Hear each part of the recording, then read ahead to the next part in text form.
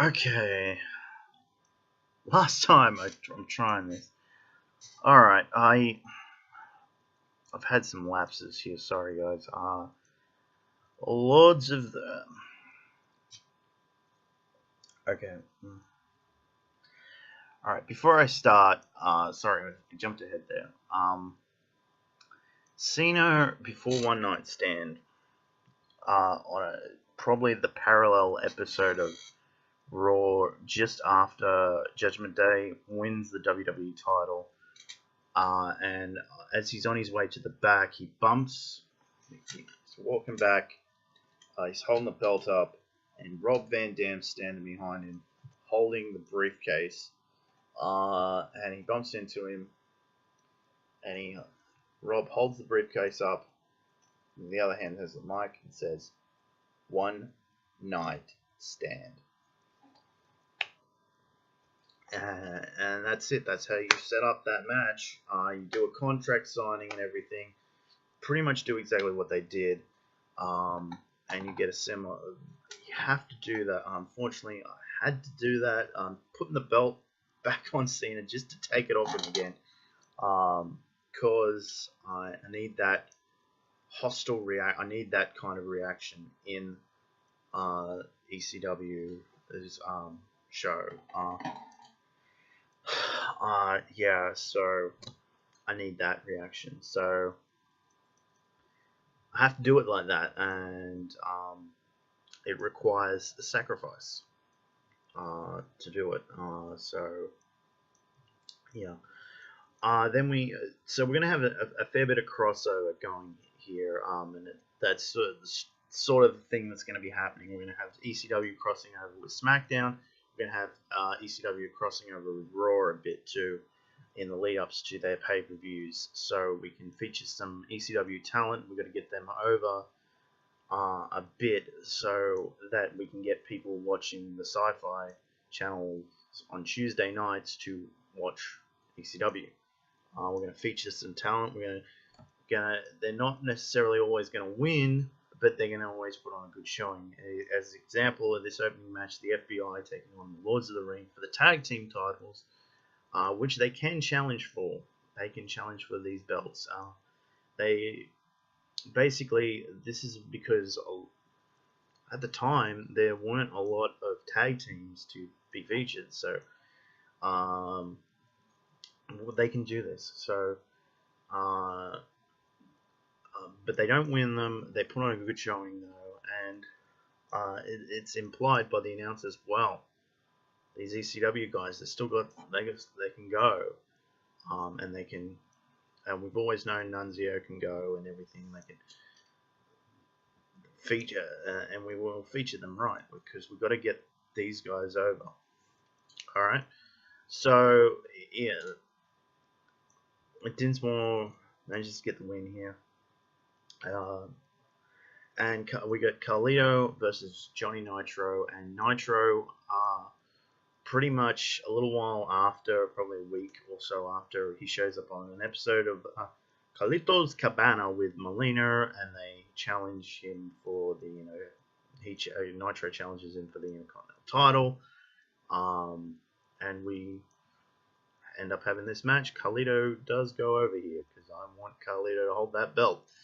I'm a fan of long title reigns, as you'll probably pay attention to.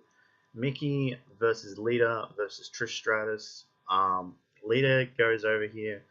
Mickie needs to be further established as a dominant female because she's going to be carrying the division for the foreseeable future. Mickie was unfortunately, Lita and Trish had been dominant and had been the mainstays of the women's division since just after the invasion. They were the mainstays, and we're going to lose two reasonably prominent talents pretty much back to back, and it's gonna be hard, guys. So we don't want to mess things up here. So yeah, Then we have Umaga versus Viscera. This will not be a long match. Basically, originally I was going to do something else, but we're going to be here. So Umaga versus Viscera, and yeah, Umaga's going to go over. Okay. Then we have our first of our 3 main event. This will be 3. These are the 3 matches that the main show is going to be featured around. We're going to have the Elite Squad, who are my substitute and much more closer to Nexus than the Spirit Squad were.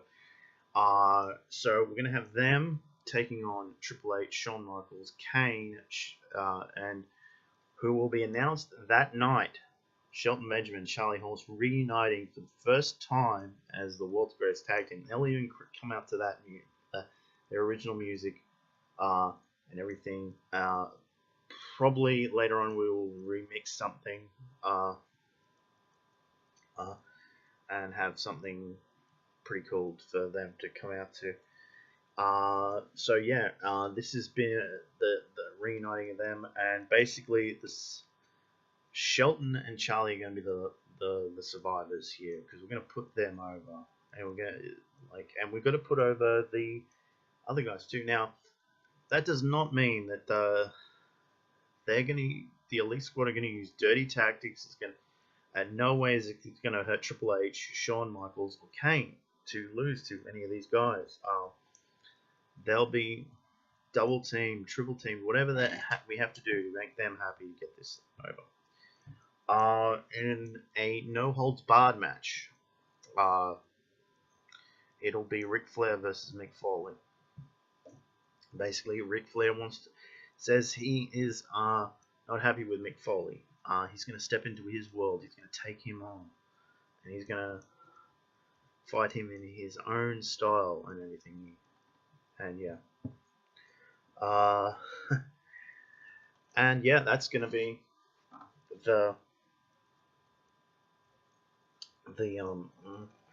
setup to the match. So we're going to have Ric Flair go over here, because the winner of this match also gets an ECW title shot.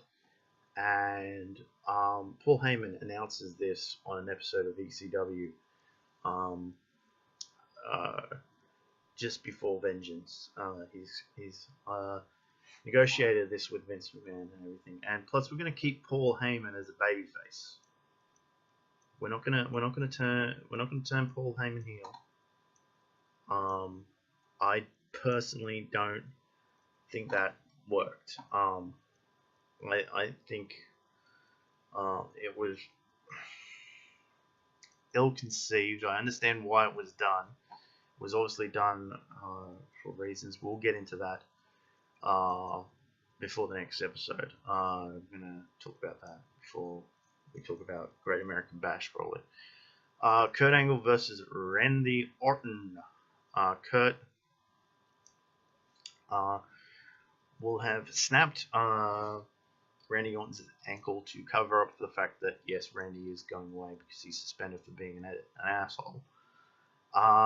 So we're going to do that. Kurt's going to go over here because we need to have ECW guys established. Kurt's going to be an ECW guy, and unfortunately we do not know. And plus, I think that it's the way to go for the brand of ECW. I know Kurt's going to be leaving probably not too long after the next episode, so for TNA, which is okay. I understand that.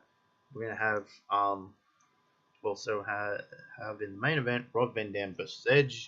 Rob's going to go over because the original plan would have been for Rob to hold the belt for quite a while longer, probably even to and past SummerSlam would have been the plan, but we're going to have some problems with that, and we're going to probably have to do some creative booking. I'm not entirely sure who we're going to put the ECW title belt on.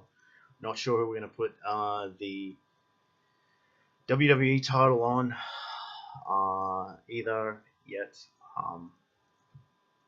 But I am gonna stay tuned and find out what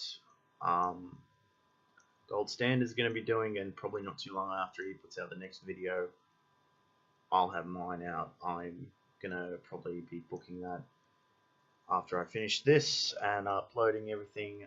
Hopefully I am done for the night. See you guys next time.